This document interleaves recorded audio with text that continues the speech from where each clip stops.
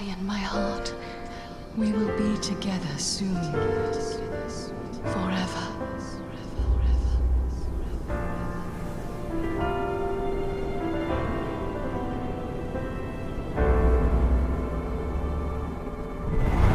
Hello everyone, it's your boy Lifeofpet, and I'm reviewing Shadow of Mordor on the PlayStation 4.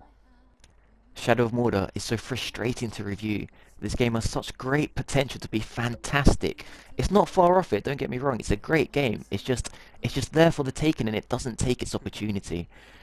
Let's just start from the beginning. It's a love story, or it should be all about the love story. But it's a love story between you and your wife and your child, so your whole family really. And the first 10 minutes of the game are fantastic, are excellent. It's the best first 10 minutes I've played on a next-gen game. It's emotional, it's epic, it's just everything. It's touching. The storyline is great. You know, it starts off with you teaching your son how to fight, supposedly, but really what the game is doing cleverly, it's teaching you how to fight.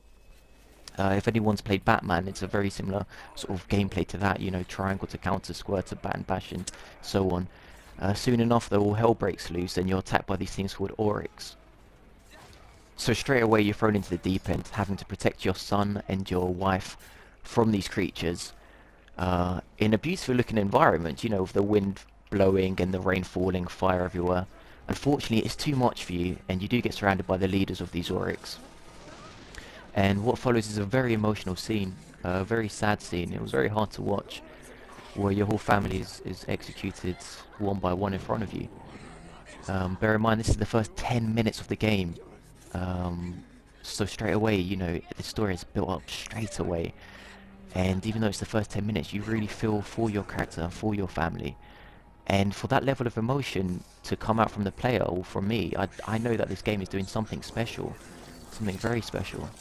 Fortunately, they kill you as well, and that's really where the whole game starts to take off.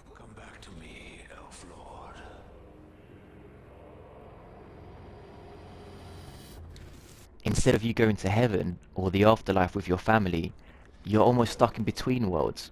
The best way I can describe it is Patrick Swayze from Ghost. You know, he doesn't go when he's murdered. He doesn't go to heaven. He gets stuck in on the Earth world, but sort of not being himself. It's similar to this here, believe it or not. But the only difference is that people can see you. But yeah, you're stuck in between worlds. You meet this geezer who tells you all about it, how to break the curse, because it's happened to him. To break the curse of this, to go back to your family, you have to kill the person that's done this to both of you. And that's where the story takes place. This person will give you powers. I mean, you do have powers because you are basically immortal. Every time you do die in the game, you come back. You can't be killed in a way. And so you enter Mordor, which is a lovely looking place. I mean, it's a horrible place, you know. It's dark, it's gloomy, you know, it's grey. I mean, there is more green areas, you know. When it rains, it really pours, you know, hailstones, all the rest of it. It's a nightmare of a place. However, it's the most beautiful, awful place I've seen, if that makes any sense. So this game does a really good job of graphically showing its environments. One thing I really like also is the lighting in this game. The lighting in this game is fantastic, and you know, I don't really care too much about graphics, but it does really immerse you in the world when the graphics are so fantastic in this open world game. So in the open world, there's danger everywhere. It's mainly surrounded by all these Oryx everywhere. There is other humans, but really they're just prisoners. I mean, when you see them, you can rescue them, and then they will eventually help you, you know, attack other Oryx when they feel they can, but mainly they're prisoners. One thing that's great in this game is fantastic is the sort of free-running elements, very similar to Assassin's Creed and games like that. So you can, every time you run, you can't jump in this game at all. So there is no jump button, but every time you hit an obstacle, or you leap off an edge, it will jump for you, which is fantastic. So it's basically like Assassin's Creed, but with a much easier button. So all you do is hold down X, and any obstacle you find in front of you, you can jump over, and this is so enjoyable. It's a bit frustrating that the game doesn't tell you this, because at first I was just walking around huge mountains and huge castles when I could actually jump on top of them and do anything. But once you do know this, it's very comfortable and a very good way of going across the map, the open world map. And you're free to explore and do missions as you wish and when you wish. You can do the main story missions, and there's 20 of them. Doesn't sound like a lot, but you know, they do take a lot of time. And there's bloody hundreds of side missions. So for instance, I completed this game doing side missions and the main missions, but I completed it in 15 hours, and when I completed it, it told me I only had completed the game 50%. So imagine how many more side missions I had. I did do a lot of side missions. I think without the side missions, there's probably 10 hours of gameplay here. Quickly to go into the combat is fantastic. If you played Batman on the Xbox or the 360, as I earlier mentioned, it's basically exactly the same. Combos, you know, huge, loads of enemies on screen. Sometimes it's better to run away than actually fight them. Tough enemies, different types of enemies. At first it is a bit overwhelming, you know, you'll bump into certain captains, they're called, which are stronger than the other players, and you will die a lot. They will kill you. When you die, you do come back, remember that sort of immortality thing, but you will die. What's pretty good in this game, pretty clever, is when you do die, that's not the end of it. So something really good happens, which is sort of a ranking system. So this guy here just killed me, and what happens to him is he's promoted within his ranks. So you'll actually see the opposition, the enemies, they have their own strategy, who's captain, who's lieutenant. I don't actually think it's called lieutenant, but you get my drift. You know, there's certain generals, if you per se, and certain soldiers, and if they kill you, they'll rank up. When they rank up, they also get some extra power. So if you're sort of fighting the same guy over and over again and keep on dying, when you go back to him the 5th time, he'll be 5 times more powerful than you fought him the 1st time. And eventually you'll find out everyone on their system, and you'll find out where they are, who to follow, how to get to them.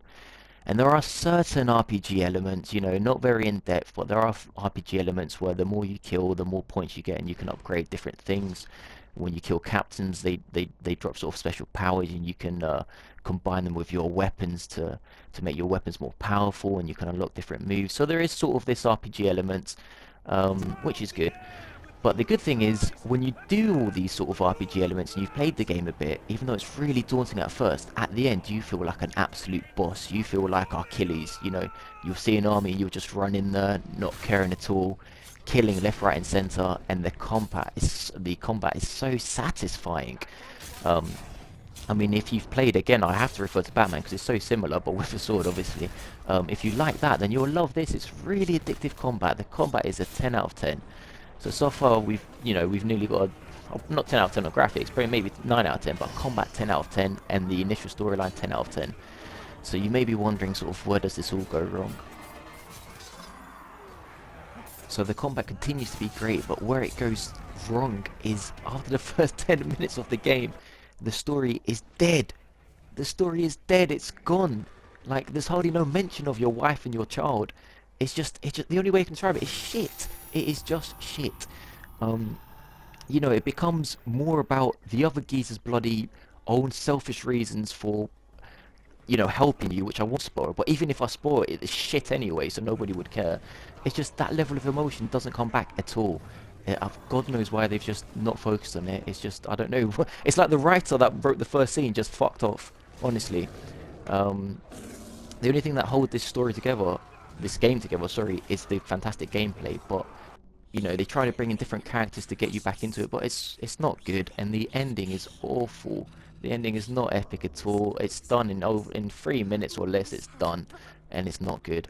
They've really missed, you know, a great opportunity here with this one. Of if it ended with the same level of emotion as it started, then this game would be a 10 out of 10 game of the year. Unfortunately, it's not, but it is still a very good game.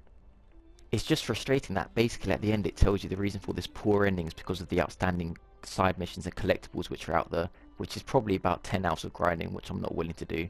But anyway, if you've liked this video, please like it, subscribe to my channel, and I'll catch you next time. Take care, bless.